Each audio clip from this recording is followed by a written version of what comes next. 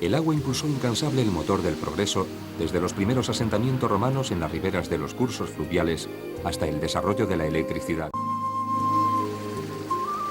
Su fuerza, aún la de las corrientes más primerizas e incipientes, empujó las ruedas de los molinos maquileros y acompañó a los primeros intentos de industrialización en herrerías, siderurgias y papeleras.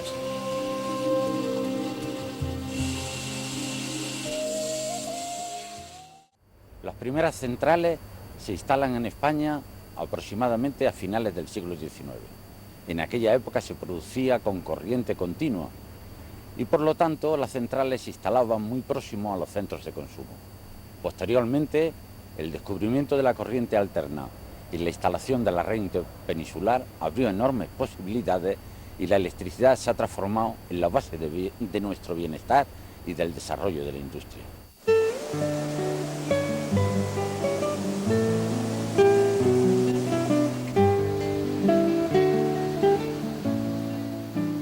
No es fácil datar con exactitud el momento en que los molinos hidráulicos vienen a sustituir a los molinos de mano, tan abundantes en la época castreña, bien sea el molino plano o el circular, considerado como más tardío y señal de romanización.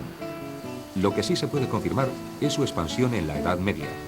Desde el siglo IX los de rueda horizontal, desde el siglo X los de rueda vertical o aceñas.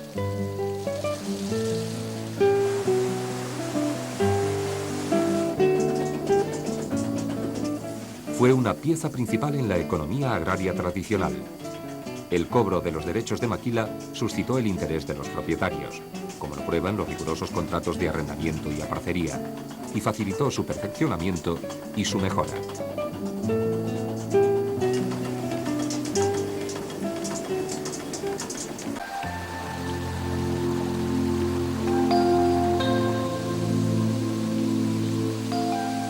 Con el tiempo, el aprovechamiento hidráulico se fue diversificando y aparecieron otras aplicaciones, algunas agrícolas, otras preindustriales, entre las que destacan las herrerías.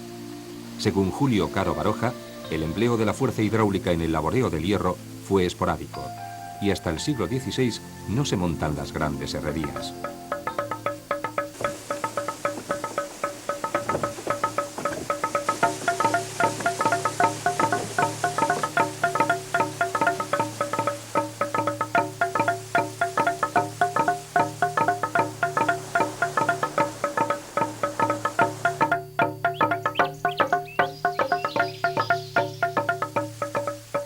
En el pueblo asturiano de Taramundi se puede seguir el ciclo del agua, que primero mueve las ruedas de los fuelles que avivan el horno de fundición y luego acciona la del mazo que golpea el hierro.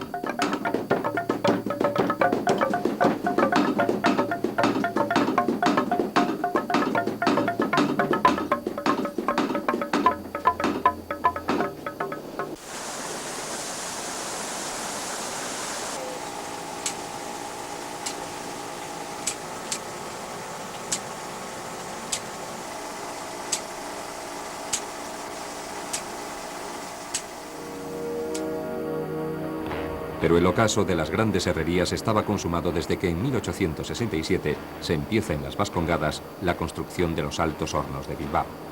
Los vascos habían sido los mejores maestros herreros desde la Edad Media.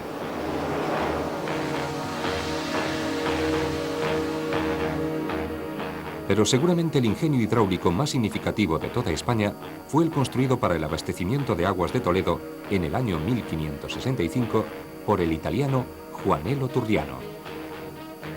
Para salvar el importante obstáculo que constituía el desnivel de 93 metros entre la ciudad y el río Tajo, Turriano diseñó un complejo mecanismo capaz de subir el agua a presión atmosférica de manera escalonada por medio de torretas de cazos que permitían adaptarse a las irregularidades del terreno. La complejidad y grandeza de este ingenio mecánico suministraba 17.000 litros de agua diarios. Su carácter excepcional, unido a su posterior abandono, hacen de su reconstrucción una labor difícil y delicada. La energía del río se transformaba por un cigüeñal y unas bielas en un movimiento de vaivén que permitía ir trasladando el agua de un cazo a otro que estaba enfrente, que hacía elevarse el agua desde el río hasta el Alcázar. En total, 93 metros de diferencia, salvados los 93 metros mediante 6 torres. Una última, la séptima, la pidió Felipe II para que el agua llegase hasta sus propias habitaciones dentro del Alcázar, otros 7 metros. Esos 7 metros más los 93 anteriores hacen 100, que es la diferencia de cota de altitud que conseguía Juanelo elevar solo con la energía propia del río. Pero si el Juanelo fue el ingenio más espectacular del aprovechamiento hidráulico en España, sin duda, el proyecto más ambicioso, casi faraónico, fue el Canal de Castilla. En 1753, reinando Fernando VI, el marqués de Ensenada comienza las obras del canal, que durarían 96 años. No se completó el proyecto ilustrado, pero en los 207 kilómetros de recorrido del canal, con sus 3 ramales, se construyeron 49 esclusas, varios acueductos sobre ríos, fábricas de harinas, centrales de luz, molinos, casetas de riego, y supuso una transformación decisiva de la economía y el paisaje de las 3 provincias por las que pasa: Valencia, Burgos y Valladolid.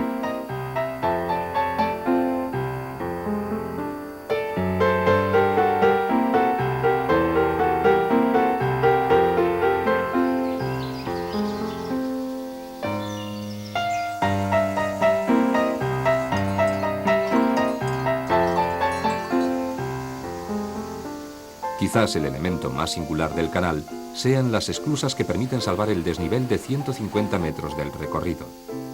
La cuádruple esclusa de Fromista, donde el Camino de Santiago se cruza con el Camino del Agua, permanece como un testimonio del sueño ilustrado.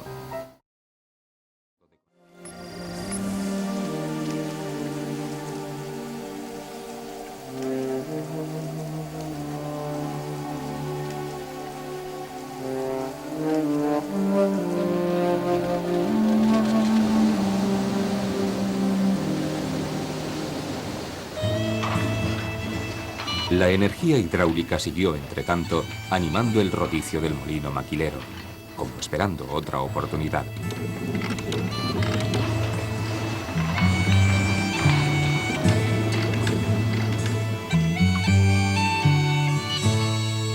Y la nueva y gran oportunidad se produjo a principios de siglo, y fue la producción de energía eléctrica.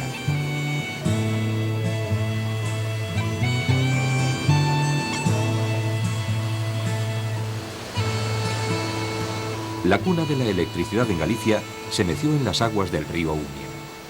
En sus orillas se levantó en 1874 la central de Segat, de donde salieron los primeros kilovatios del país. Por su parte, el río Eume dio origen en las tierras de Acapela a otra de las minicentrales justamente valorada como histórica, porque fue en 1898 cuando comenzó su trabajo de producción eléctrica. En 1902, según reza en la carcasa de algunas máquinas, se instalaron 3 grupos más, y por los años 30 se montó el último grupo generador.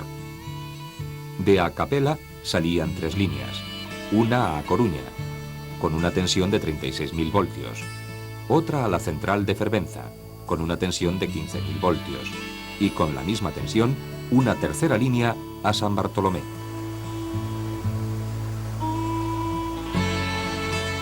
Río arriba de Acapela se instaló en 1960 la primera presa bóveda de España, la central del Eume. Cunqueiro admirado la consideraba tan hermosa y alta cosa, y tan cabal bóveda, como la que los gallegos supimos hacer cuando fue construida la Catedral de Compostela.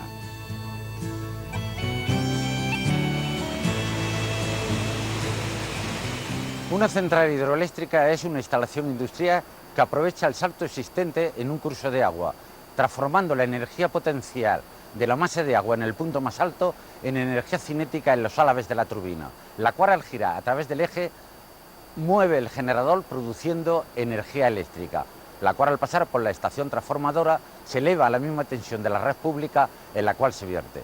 Los tipos de centrales suelen ser fluyentes, a pie de presa, en canales de riego o de abastecimiento.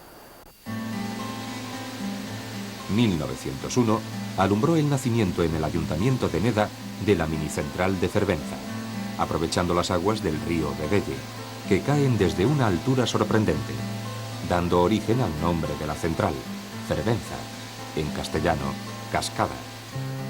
Fervenza, que proporcionó luz eléctrica a la ciudad de Ferrol desde principios de siglo, cerró su primer ciclo de actividad en 1965. Pero sus extraordinarias condiciones naturales propiciaron su moderna explotación con nueva tecnología. En Fervenza se pueden identificar fácilmente los elementos que integran una minicentral hidroeléctrica. En primer lugar, la obra de captación, la presa o embalse, para almacenar el agua, elevar el nivel del río y encauzar una parte de su caudal hacia la central. A continuación, el canal de derivación siguiendo las curvas de nivel del terreno lleva el agua hasta el depósito regulador o cámara de carga, cuya función es absorber los puntos de consumo de agua que tiene la turbina cuando arranca, reducir las bajadas bruscas de nivel de agua e impedir la entrada de aire. Finalmente, a través de la tubería de presión o tubería forzada, el agua se conduce a la turbina, donde su energía cinética se convierte en mecánica de rotación y por medio de un generador en energía eléctrica.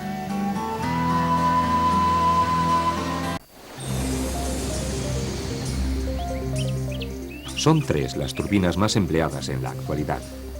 La Pelton, que pertenece al grupo de las llamadas turbinas de acción o de impulsión, utiliza solamente la velocidad del flujo de agua para producir el movimiento de rotación. Está formada por un disco circular en cuyo borde se distribuyen una serie de cucharas, sobre las que incide el chorro de agua de uno o más inyectores repartidos a su alrededor. Los inyectores regulan el caudal de agua y, por lo tanto, la potencia de la máquina.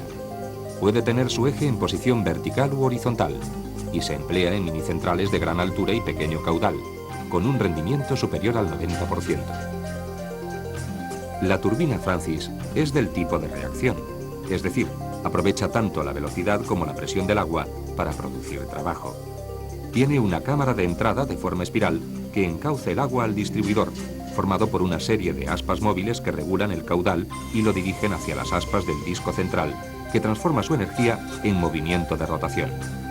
Al igual que la Pelton, estas turbinas Francis pueden ser de eje vertical u horizontal. Es el tipo de turbina más versátil, por su adaptación a distintos caudales y alturas, con un rendimiento máximo próximo al 90%. La hélice es otra turbina de reacción en la que el disco se reduce a una hélice colocada en el interior de una cámara cilíndrica. Cuando la inclinación de las aspas se puede regular, la turbina recibe el nombre de Kaplan y presenta sobre la turbina hélice la ventaja de una mejor adaptación a caudales variables. Son las más adecuadas para aprovechamientos de poca altura y elevado caudal, y su rendimiento máximo alcanza el 95%. La energía hidráulica en España ha sido desarrollada en las décadas precedentes por una explotación de los grandes embalses en los grandes ríos españoles. Una vez concluida la fase de desarrollo hidráulico de los grandes saltos, se ha procedido al estudio de saltos más pequeños. Con ello se está potenciando y se crea el llamado sector de la energía mini hidráulica en España. La energía mini hidráulica en España está desarrollada por los pequeños saltos en los ríos, y para ello se ha creado una red de fabricación de turbinas en España procedente de la tecnología ya instaurada en las décadas anteriores de los grandes saltos.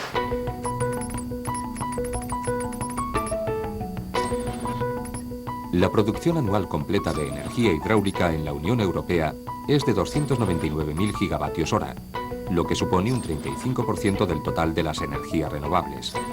España ocupa el 5º lugar en la producción de esta energía, contabilizando la pequeña y la gran hidráulica.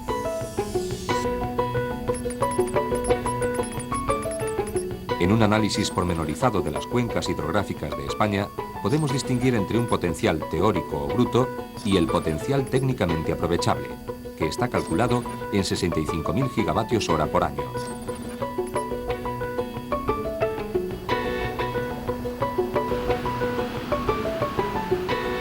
De este potencial que podríamos utilizar, 10.300 gigavatios hora corresponderían a pequeñas centrales. Podemos concluir que estamos ante un sector con muchas posibilidades. Naturalmente, La realización de un aprovechamiento depende no solo de factores técnicos, sino también económicos y medioambientales que hay que considerar. Pero los beneficios de todo orden de una minicentral deben ser considerados también.